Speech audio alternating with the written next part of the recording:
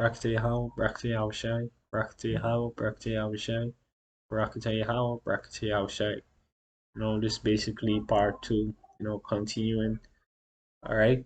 Now, like I was saying, exercise help you to build a mental toughness as well. And, every brother already know that being on the front line, you have to have a mental toughness and a mental sharpness. All right. You know, and yeah, I was given the example, of one of the things that our coaches used, well, my coach used to do, when I used to play basketball is if you do something wrong, you run extra laps, you run suicides, or you run, push-ups. You do push-ups, Salakia, and that will actually, what they used to do would actually make you, want to get it right the second time, you know. And when you move on to the next drill, you want to get it right the first time because of the affliction that you put your body through. All right. So yeah, you could use exercise as a way of afflicting your body as well. You know.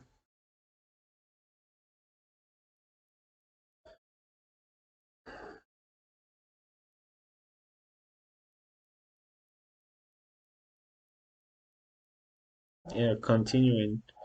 Right. I'll jump to 21. It said, give not over your thy mind to heaviness, and afflict not thy soul in thy own counsel.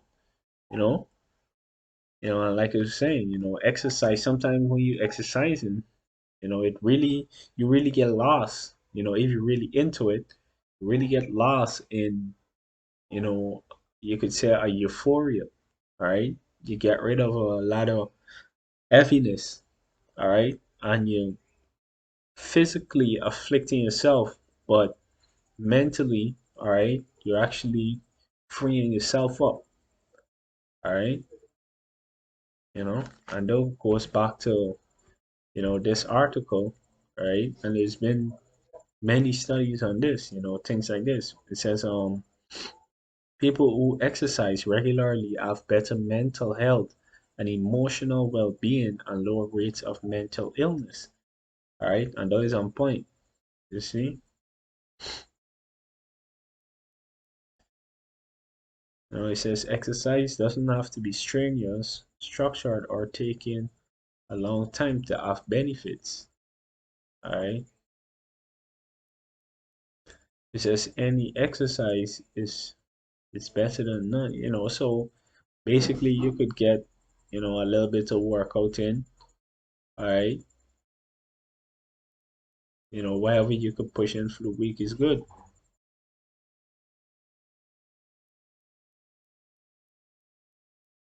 Right now, it basically goes in here, about the science, so to speak.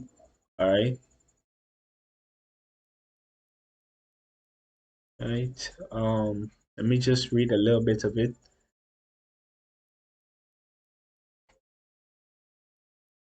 It says, I'll start here. It says the link between exercise and mental health is complicated, which is really simple.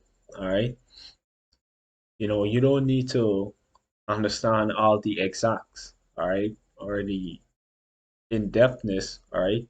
You just need to know, enough, all right, and we know enough, all right.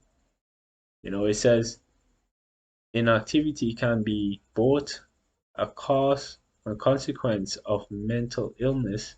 For example, there are lots of ways exercise can benefit your mental health, such as the levels of chemicals in the brain, such as serotonin, stress hormones, and endorphins change when you exercise. All right. Now, this is the, what I was going into earlier, but your body releasing certain hormones, when you work out. All right. You know, you feel a lot better. All right. You feel more confident. All right.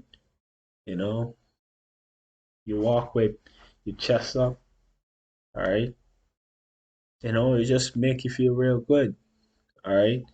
And it's especially, a very manly thing, you know, get testosterone up. All right. You know, and, other men will give you some sort of, it'll basically make you, give you the outward respect, you know, other men would see you as like a pushover. All right. Now, that's on the carnal side. All right. And that's why the scripture say exercise profited little. All right. But it still profited something. All right. So just don't put it aside, like it doesn't mean anything. All right.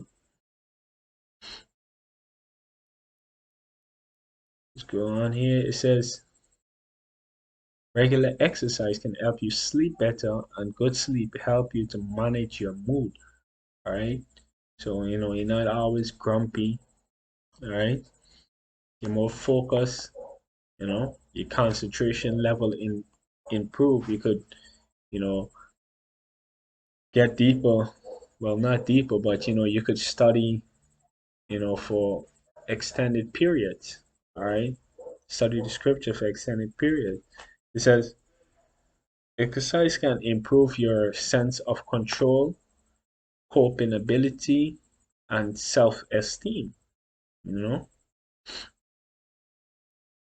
you know, the sense of control is the confidence, that I was talking about earlier. All right. When you work out, you really feel confident. You know, it says coping ability and self esteem. People who exercise regularly often report how good achieving a goal makes them feel. And this is actually, one of the things about exercise too, um, constantly doing reps. All right. When you set the goal to exercise and you achieve the goal, all right, is building a mind frame of achieving goals. There's actually some studies that was done about this, but yeah, it basically concluded that you know working out actually gives you a sense of achieving goals, but not only give you a sense, but actually help you to build a mindset to get things done, so to speak. You know, it says exercise can distract you from negative thoughts and provide opportunities to try new experiences. And that's true, right? And the negative thoughts, right? That's why I read the scripture earlier. Sirach 30:21. It said, Give not over thy mind to heaviness, and afflict not thyself in thy own counsel. Hey, the the devil would try you, at all time. You know, the devil would try you at all time, but you know, with a mental toughness, yeah, you gotta be able to fight them demons. All right, but first and foremost, you gotta fight them with the scripture. All right, but it also goes into what the apostle was saying. There was stages to Salakia. There's stages to wisdom, and one of the stages was being strong-headed. You know, all right. It says